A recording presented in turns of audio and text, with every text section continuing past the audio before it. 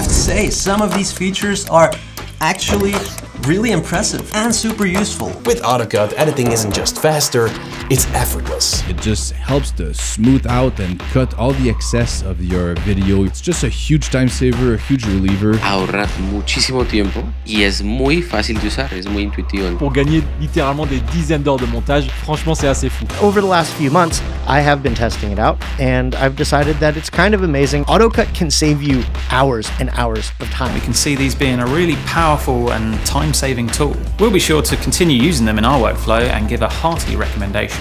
البرنامج ده خطير جدا، بيشتغل كله بالذكاء الاصطناعي وبيعمل حاجات انت مش متخيل انه في برنامج ممكن يعمل الحاجات دي.